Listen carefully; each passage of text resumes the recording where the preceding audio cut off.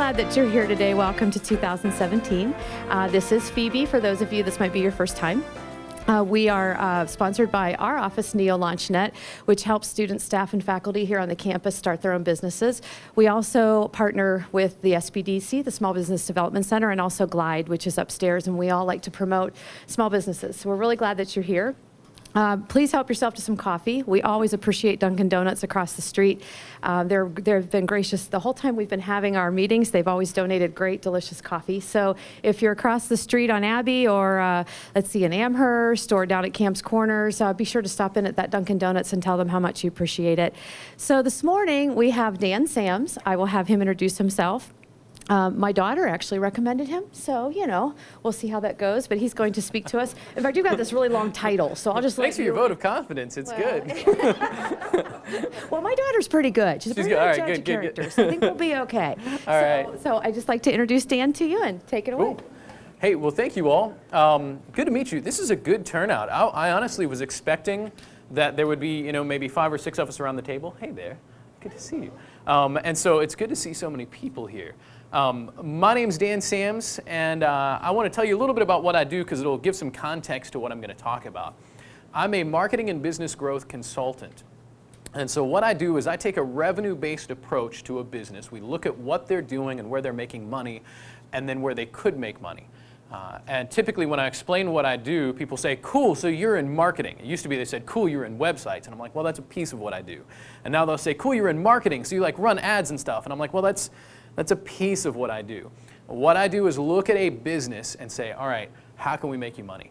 And so sometimes that's in changing our price structure. Sometimes that's in running some type of a revenue system or some type of a referral system that grows revenue without running an ad at all. And then sometimes it's running ads. Sometimes it's doing joint partnerships. There's all kinds of things we do, but a lot of it's me sitting down and saying, okay, let's really make money. Now, one of the things I've noticed is that most business owners, CEOs, other leadership, management in businesses have really lost sight of making money. I know that sounds awful. I don't want to sound like shady and like, we're all in it to make money. But if you're just being honest, your company exists to make money. I work for several nonprofits. I need my business to make money so that I can do the things that I think really benefit society. Now, hopefully, my business does good for society as well. But I need to make money. Like it needs to do that. But how many of you, maybe you've had a leader like this, maybe you're becoming a leader like this, you sit down at the beginning of the day, you check your email, maybe you spend an hour, 2 hours doing that. You feel overwhelmed because there's too many emails or not enough emails, depending on how it might be. But you got to check off the list that you did email, right? And so then you go to a meeting, the meeting goes over, you take a long time in the meeting, and you get to say, hey, I must have worked really hard because I've been in meetings all day, right? Maybe you go to a luncheon, you go to something like this, you check it off the list, all right, so I'm learning, I'm doing all the things in business I'm supposed to do. And then you think, well, I've got staff, I've got to manage my staff. So you go and you screw up whatever they're doing by getting involved and asking questions, but you get to check off the list, I'm important, right? I've done all these things. At the end of the day, you're like, oh my goodness, I'm so tired, I'm working so hard. And you didn't sit down and say, man, is my business making as much money as it can make? Is it being as efficient as it can be? And I'll tell you, most of us get in the habit of running our business and we're not attentive enough to whether or not we've structured it in such a way to maximize our revenue.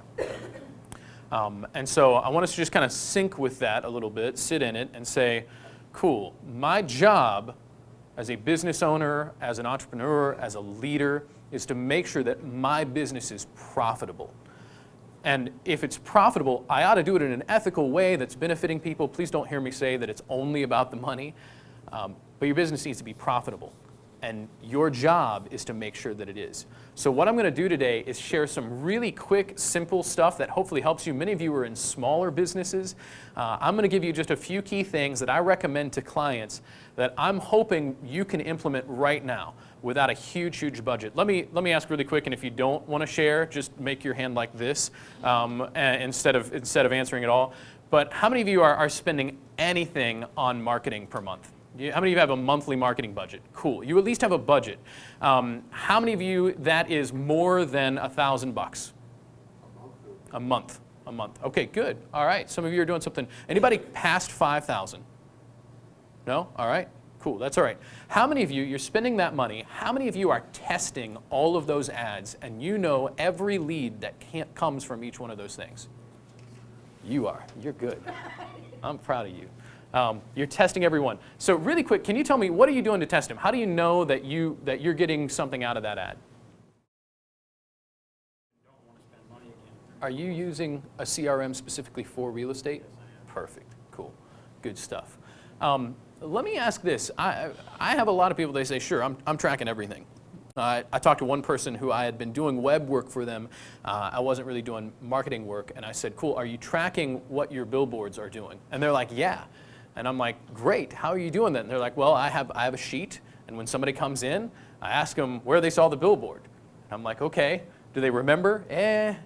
And then I'm like, don't you have more billboards than one on certain roads? And they're like, yeah. And they just don't have really great tracking methods. So I'm glad to hear some of you are tracking. Let me tell you, one of the first things, I'm ahead of myself. I'm not supposed to talk about this yet. I like to do what we call scientific marketing, where we test everything. I will put different phone numbers on different ads so that when people call in, you can use a tool called Callfire. You familiar with that? And so that I know, I can tell you which ad in which paper got that lead, and I only run the ones that work. So we'll take a little bit of time here. Let's talk about some other things. One of the first things that I'm going to recommend implementing is a referral system. How many of you guys have good experience with word of mouth? Yes. Cool. Everybody. Let me tell you my experience on what a word of mouth business conversation goes like. Maybe I had some work done on my office. Maybe I had my office renovated and I really liked the contractor. A little bit of time goes by. I liked him, but I'm not talking about him. I'm happy. Like, people might ask when they see my place, like, hey, that's great, this looks nice, or maybe they don't ask. Word of mouth is passive. I'm not going to bring it up unless I'm sitting down with a drink for a friend of mine and he's like, oh yeah, I was thinking about doing this thing to my office and da-da-da-da-da. And I'm like, oh man, you should call Dave. He's the guy to do stuff like that. It's a very passive exchange. I'm going to tell you, we have had some pretty great success with my clients when we implemented a referral system. Let me tell you what a referral system looks like. First of all, any of you guys go to Sport Clips to get your hair cut? Yes? Perfect. Do you guys, anybody ever get the Sport Clip free haircut thing? Some of you guys know about that?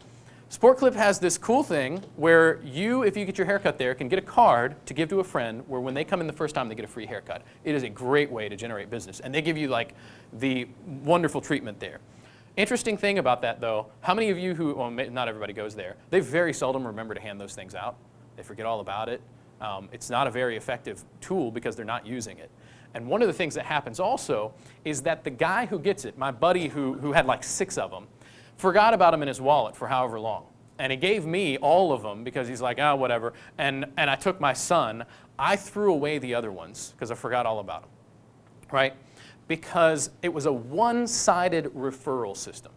First of all, there's all types of things in there that we need to kind of engage. We need to make sure that the person giving it out hands it out and doesn't forget. We need to make sure the person who receives it feels like there's enough benefit in them other than just giving away a free haircut. One of the things we're finding in referral systems is when it benefits both your client and the person that they're referring, there's magic in that. Because if it's just benefiting me to refer, I feel kind of guilty. I don't know why. Actually, I don't, but some people do. And if it's just benefiting that other person, I don't have an incentive, or at least not very much of one. Something happens when both your client and the person they refer gets something out of it. So I want to tell you, a referral system you can run with your current list. How many of you already have clients? Cool. You could run a referral system. How many of you, your list is more than 25 people?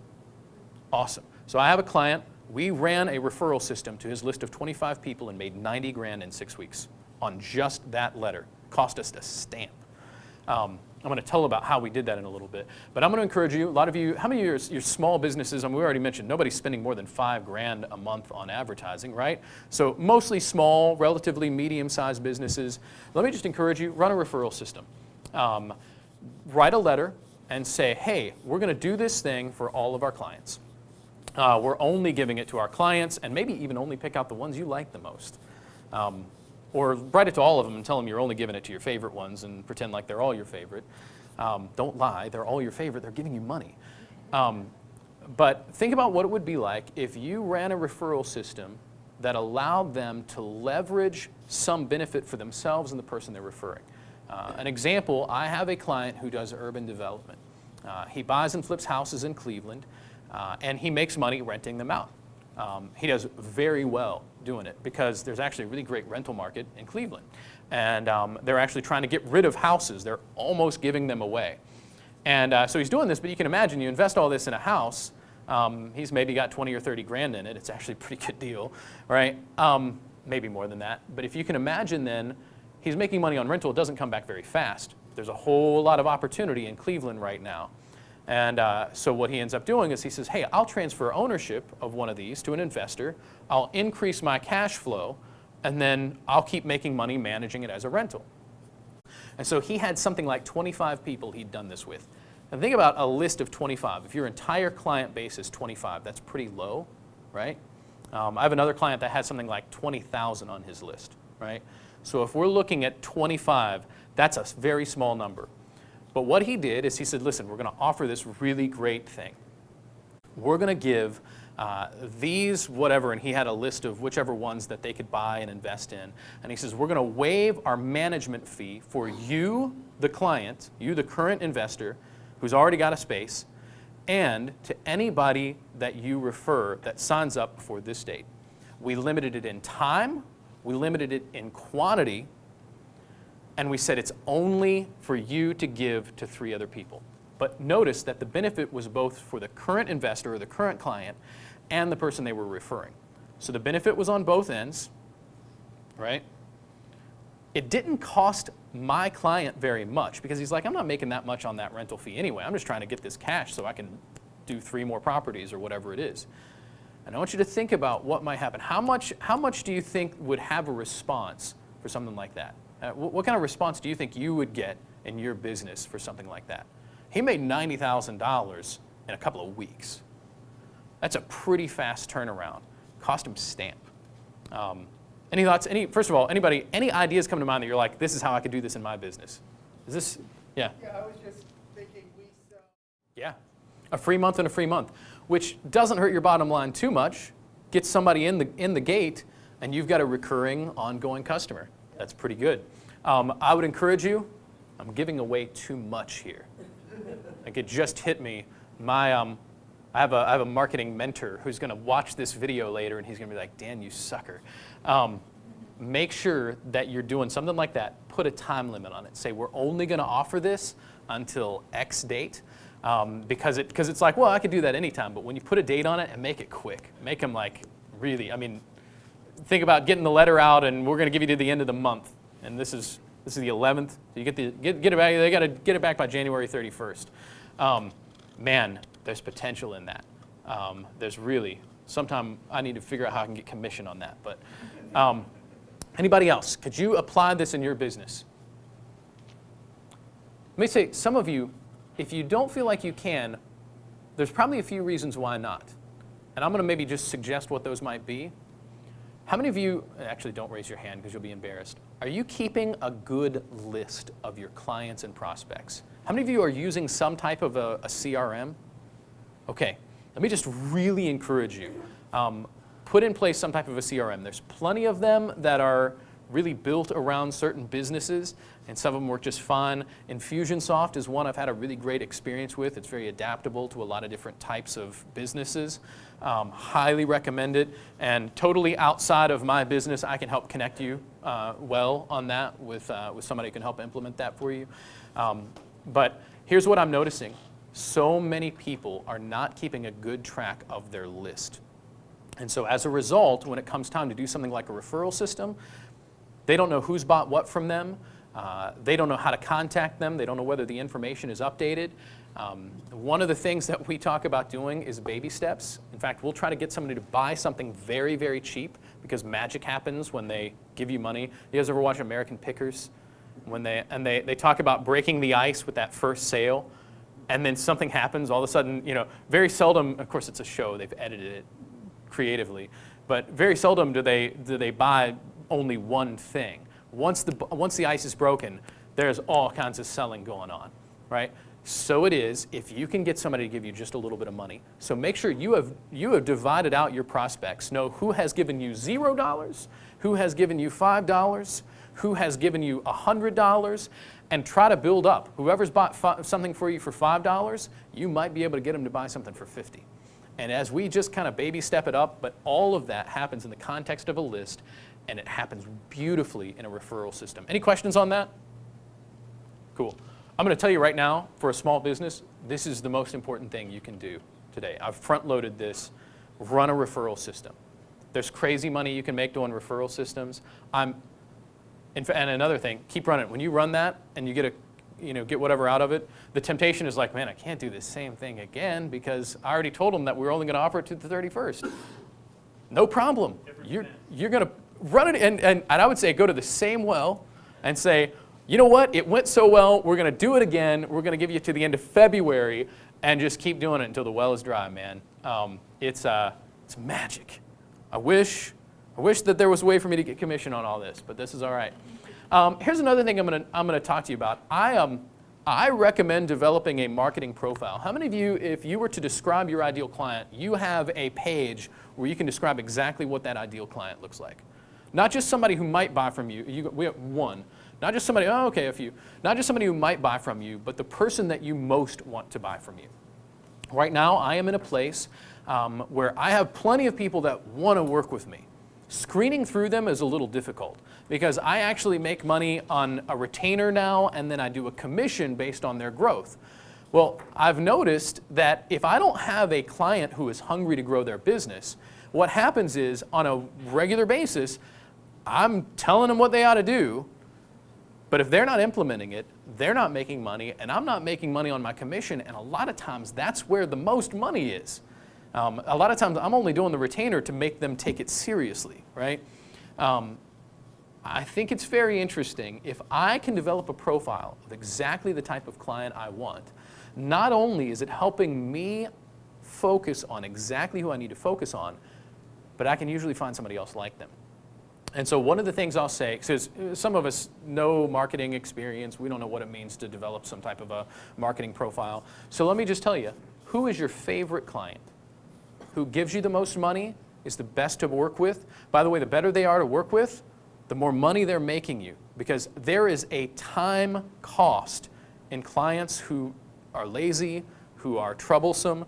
I have a friend of mine who he has I won't say the word, but he has a type of tax, he calls it, when he doesn't want to work with somebody and they're difficult, and he writes a number on their file, and so that every time he has to open their file and deal with this person that he doesn't like, he remembers, I'm making this much money off of this person. And he charges them way over just because he doesn't like them. I recommend that. You'd be surprised, it doesn't scare people away. They typically just want to pay the money, which is another crazy thing. I didn't even get into that. I'm so bad at getting ahead and getting all excited about. Let me just tell you, you are probably losing business because you are underpriced. Really great story. I do some work with a friend of mine who's a pretty successful businessman. And he was going to have a tree trimmed in his backyard. And he calls this company. It was a pretty dangerous limb. There's a whole thing. It was going to have been struck by lightning. And he calls this tree trimming company to get a quote on what it was going to cost to cut it out. Mind you, this is a successful businessman. And he never got it done. And I'm like, what happened? Like, come on, man, what's the deal? Like, don't you need to get that done? He's like, well, they estimated so low that it made me really, really nervous. I'm like, something must be wrong for them to price it so low. So I just moved on. Very interesting. I'm seeing more and more how often a successful business person wants you to quote them high. I had a sales meeting with a friend of mine who runs this law firm, and I was trying to close some business. We'd actually been friends for a while, and I'm like, maybe I should talk to him about doing some work. And I'm sitting down with him, and in the conversation, we're talking about this thing about how I'd rather just pay the money. I don't want the discount rate, because then the discount rate means you're going to nickel and dime me, or you're going to be hassled, or you're not going to want to do the work when I need help to get this thing fixed. He's like, I just want to pay the money and have it done. And I'm like, really? And then he's like, by the way, I need a website. I'm like, all right. So I quoted him on a website, and he's like, done, no problem. Great guy. So let me talk, I'm sorry, I'm going off the rails a little bit. Let me talk more about these marketing profiles. Pick your favorite customer. What is it you like about them? How much money are they giving you? What kind of a business are they in?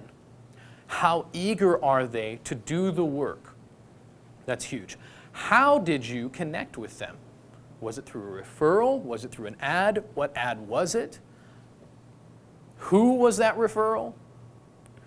Identify that key profile. Maybe don't guess too much on how old they are because this is a wide thing, but get into the specifics on each of those clients and see the common denominators. You probably have one that's in his 30s and one that's in his 50s and one that's in his 70s, and they're all going to be ideal clients. But figure out what all the little details about them are, and then say, okay, what can I do to find somebody else like them? 4 little principles that I talk about. Easiest people to sell to are people who already buy from you. So maybe the first thing you need to do is figure out what else you can sell to that client that you already like. Because they like giving you money, make a product. This is a big part of my business is I'm helping develop products. I'm like, you realize you're doing all this. Your profit margin is low on this thing and it's higher on this thing. What if we did this? And you just sell it to people already buying from you. No problem. So that's the first thing, and then think, how can I get those people who haven't heard of me yet? How can I do a referral system through my current clients? Because they probably already know the people that want to buy from me. I talked about the referral letter that my developer friend did. People who have 50 grand to invest right now probably hang out with people who have 50 grand to invest right now, which, by the way, is an interesting market. You know, a lot of times we're looking for somebody for, you know, six figures on an investment on, you know, some type of whatever. But man, there's a very unique niche of the guy that's like, you know what, I got $40,000, $50,000. I can invest in a rental property. Interesting. Cool. Any questions so far? Marketing profiles. You guys use Facebook at all for marketing? Yeah? Here's one thing. If you can look at your current list, Facebook has some ways where you can actually mirror your current list in Facebook and run an ad to a mirror group. Some magic that's in that. And again, if you've got that ideal profile, you've got the right people on there, there's some cool stuff in that. I'm giving away all my tricks, man. I want to take just a minute to talk about what I call bullseye marketing. If you've developed the right kind of profile for your client, the next thing is then to find that audience, develop the right bait, and find the right channel. A lot of times, we've got people that are running ads and they aren't targeting their audience well. Figure out where your audience is at. Look at your profile. Maybe it's something like running your Facebook group or whoever. Maybe it's your Facebook followers, whoever has liked your page, and you say, cool, those are my target audience, although hopefully there's more sophistication that goes into it. And you maybe run a mirror ad on Facebook to people that Facebook posts together as a result of that. But you need some type of a bait. And I always feel like this sounds shady, like we're trying to bait people. But let me just tell you, it's awesome. And I'm going to tell you the best bait that I think I've ever run into is when I'm walking through the mall and the Asian barbecue grill has like the sesame chicken stuff on a toothpick. Man, that is bait. And it's good bait. Because I walk by and it's free. He's giving it away. And I mean, why would I not take this wonderful piece of food that has magic sprinkled on it? There's something amazing about it. And I eat it. And by the way, there's something when you're just a little bit hungry and you eat one of those things, that one bite tastes better than the rest. Like, it's amazing, right? And I know that if I want more, he's not going to give me another toothpick. Like, I've got to go and buy a plate of that stuff. How many times it's the guy who gives me that toothpick with the chicken on it that I am going to walk up and spend $20 with him, right? Because I'm going to buy for the whole family because it's lo mein and sesame chicken, kids, and they're always happy on that. Find the right bait. So for your business, what's the right bait? It might be a free month of services, right? Yeah, it might be something else entirely. I know people have different views of doing webinars. How many of you guys have ever done a webinar to promote what you're doing? A free webinar is a great way if you're doing a good webinar. I do a lot of webinars with my clients. We make good money on them, but the webinar is good content. I mean, we give away really great information on a webinar, and people sign up for free. We spend money advertising the webinar, and they sign up for free, and they get something great out of it. And usually on it, we say, hey, you know what?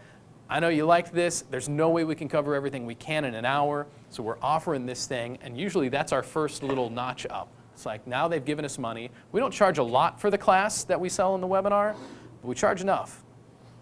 Magic happens. Have the right kind of bait. Figure out what that bait is for your business and apply it. And then having the right channel. I think we've talked about this. Sometimes the best channel is a letter.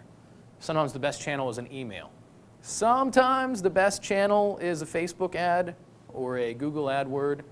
But have the right audience, the right bait, and the right channel. If you have those three things implemented, you're going to get some leads. Any questions so far? Cool. I just have a question. Yeah. Is that like trial and error, or is that trying to know who your audience is, or what you're selling, or So who your customer? we'll say, in the same way that the scientist in a lab is operating trial and error, yes, but it's more than trial and error. We want to test everything and see what's going on. But hopefully it's a little bit more than trial and error. A lot of us, when we start off a business, maybe you haven't, but a lot of us, we start off because we knew that we had somebody that wanted our services, and we started with a client. And it's funny, even just having one client gives you something. And you can kind of look at that client and say, what was it that caused them to want to buy from me? What was it they needed? Who do they know? And you can kind of start developing, as those first few clients start giving you a little bit of an idea of that target audience. And then you start thinking about, okay, well, where did I connect with them? Where are those people? So yeah, it's trial and error, but hopefully you're starting a little bit with what you already know and you're building on it. I would say there's a lot more to this that it would take a long time to go into, but yeah. I actually just realized I should have scheduled a webinar that I tried to get you guys to sign up for here. I'll tell you what, I'll pass this around. I'll be doing a webinar soon. If you guys give me information, we'll get you on the webinar, and I would love to do one on identifying your target audience. I think, is that what you're asking primarily, or are you asking about all three? The channel is, so bait and channel are all a little bit more trial and error. What I normally would recommend is you sit down and you say, okay, in general, where do we know these people are? Well, probably they're on Facebook, probably they're searching Google, probably they know the people that are already buying from you. They probably go to certain business networking groups. They probably watch certain TV programs, but I'm not a big fan of TV advertising. It doesn't yield a lot unless you're selling Coke. So there's a little bit of running ads and putting a different type of bait in each one of them. Maybe you run 2 ads with different bait and you see which one does better. But there's some trial and error in the early part of it where we're just testing. All right, what ad worked well? What channel worked well? And then you invest a little bit on the front end, you test it well, and you start seeing like, okay, this is what we know works. And then you go to that well until it runs dry. And then you wait a little while and you let the well fill up and you go back to it again. One of the things that's been kind of popping when you're looking at that list. Well, especially for identifying your channel. That's a column I never thought about adding before. I would say not so much from the perspective of, well, I guess sometimes from the perspective of what you're selling, but from the perspective of channel and how you're communicating with them, it might be the most important thing. Yeah. Because actually I was at an event one time because I like to go to other marketers' events and learn a little bit and see where we're all doing. And they did a thing where like, how many of you are on Pinterest? And all these hands go up, including mine. And he says, look around the room. What do all these people have in common? And everybody's like, they're all women. And I'm like, but yeah, Pinterest is where, if you're targeting women, you're going to run something on Pinterest. And if you're targeting, if you're targeting somebody above the age of 40, Facebook is where you go. I mean, everybody's on Facebook. I don't know if you guys have noticed, but there was this kind of cascading effect as parents, or what people referred to as parents, got on Facebook. The teenagers started populating Twitter, right? because they didn't want their parents to see what they were posting, right? So their Facebook profiles went a little bit dormant or were very strategically controlled. And they were on Twitter. And then when Instagram came along, they went down to that. And then have you noticed how Twitter has become kind of this corporate news feed thing, right? And so then it's Instagram, and then it's just the trail keeps going. They move. But Facebook, everybody's on Facebook to some degree. But you're right, the age is a huge thing for identifying your channel. And then on Facebook, we do have, I mean, it's like half the world's population on there. And you can target. You can target really well. Here's what I'm finding. This is all free, but this is free. One thing about Facebook is it's hard to get somebody to buy directly from Facebook. Because why am I on Facebook? I'm socializing, I'm ranting, I'm talking about how taxation is theft, or I'm whatever. I'm crazy on Facebook, right? I'm not there to buy stuff.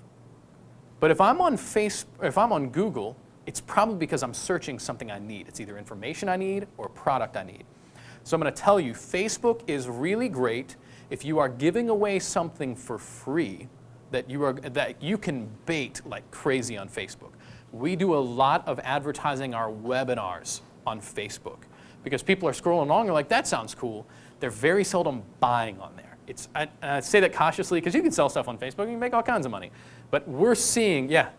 How's that work? Information. Man, once you've got a name and an email, holy cow. There's so much we can do with that.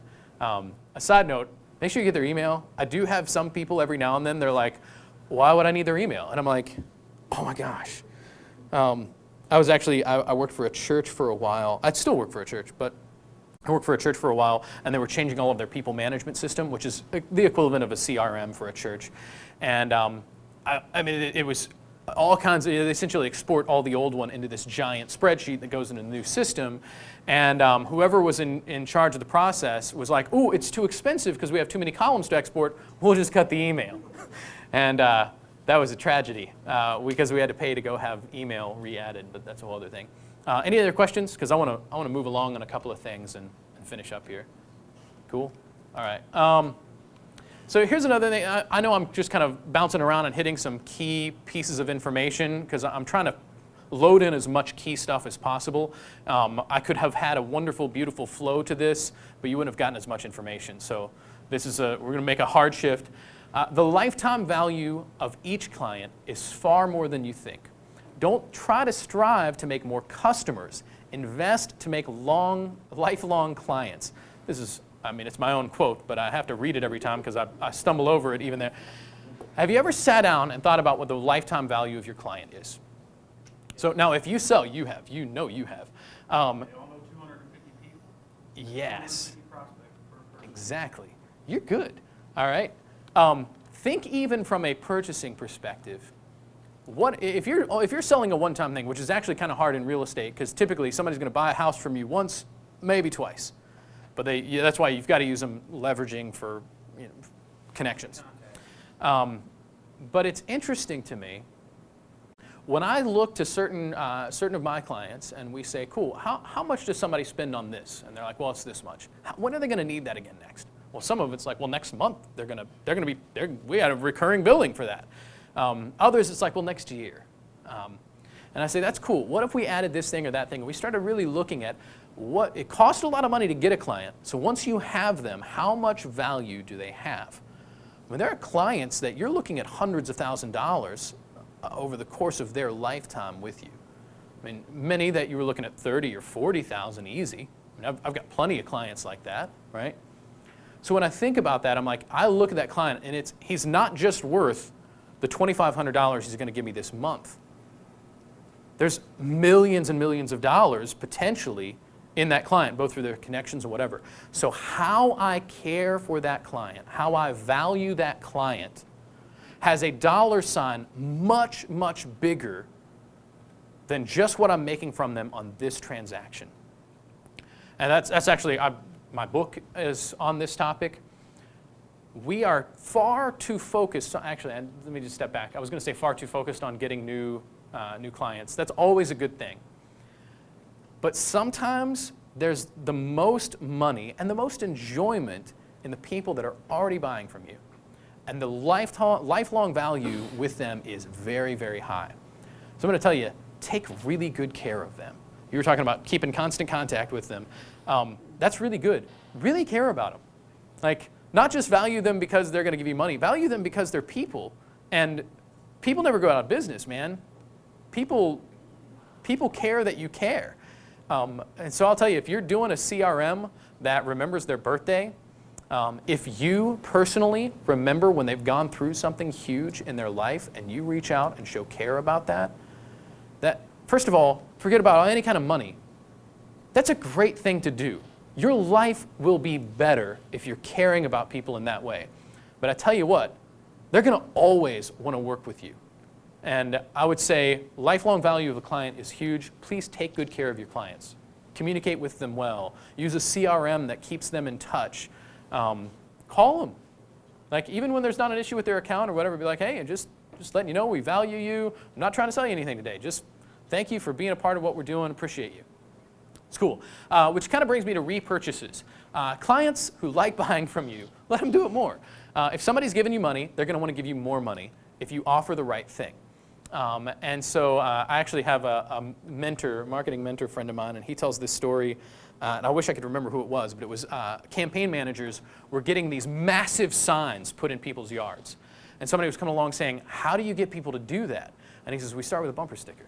He's like, if they'll do a bumper sticker, then we can usually talk them into one of those little tiny like metal signs that just kind of squishes into the ground.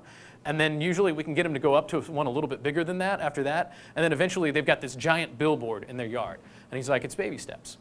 So it is with sales. If you can get them to buy something small and you can remember who did that, and then you sell them a little bit something bigger, or maybe the same thing again. But think very strongly about repurchases. And if you're not in a business, I have somebody that's wanting to work with me that sells, it's just a widget. It's a $40 thing that people tend to buy once, and they're probably not going to buy another one for 5 years. I'm trying to get them into selling training. Why not get into a business where you can keep selling something over and over? You've got a client base. Find something else to sell them to. Repurchasing is a powerful thing. Here's the other thing I think about. I talk to some people every now and then that they'll say, well, hey, my business is operating at capacity. I don't want to grow anymore, so I don't think I need your services. And I'm like, you actually need me more than anybody else. And because we need to start talking about your pricing structure. Because if you're operating at capacity, supply and demand, full effect, man, you probably need to think about maybe a 2% price increase. How many of your clients do you think would really notice or mind very much if you raise the price by 2%? I mean, when price of gas raises 2%, I still buy gas. Of course, that's gas. So there's a lot of things. The price could raise 2%. I might not notice when I buy it the next time, or I might not care, and I might just assume that we're matching inflation, which is kind of something that's important. All right. Think about what that would look like, a small price increase. Or maybe you're so radically underpriced, and that's why people aren't buying. Maybe you need to significantly raise your price. Don't do that just to do it. Lest terror happens. People are all about a price increase if you can show them your value. Exactly right. I recommend even itemizing the stuff you're doing for them. I itemize everything. I say I do this, I do this, and it becomes overwhelming. In webinars, we call that value stacking, where it's just like, oh my goodness, this is so much stuff. It's almost annoying that you told me all the things you're doing for me. Really great. So here's the thing. I'm out of time, and so I'm not going to be able to do this here. But I'll maybe send out an email, and if you guys want, I can offer to do this. I do this thing called a business growth calculator, where we look at the average you make on a client, and we say, okay, what would it be like if we could increase your lead generation by 10%? And then what would it be like from there if we could increase your conversion rate by 10%? And then da-da-da. And then what if we got your clients' buying cycle up to where they were buying one more time in the cycle or whatever. We have a whole thing. And it's pretty interesting. A lot of times, your expenses stay about the same. Your revenue can expand very significantly when we do some just very small tweaks. If you're interested in going through that, it's just a spreadsheet that I sit down and go through. But happy to do that. Yeah? I'd be interested, but not in the what if, in the how. In the how. Yeah. So that's where That's where the game goes different. Actually, I'll give you one of my CDs. It kind of explains what I do in a much broader perspective, and we go into kind of the details of it. But the how, I want to tell you, the how depends on the client and what you sell. But a lot of the principles are the same. It's which thing are we going to do first? I don't care. Everybody says, oh, but my business is unique. And it's like, well, no, everybody's the same. Yeah, it's true. Yeah, be sure to grab one of these. What was your name? I'm sorry. James. Good to meet you. I like your tie, man. I dig it. Does anyone have any questions? Thank you so Cool. much. No problem. Well Thank done. you. Yeah, appreciate it.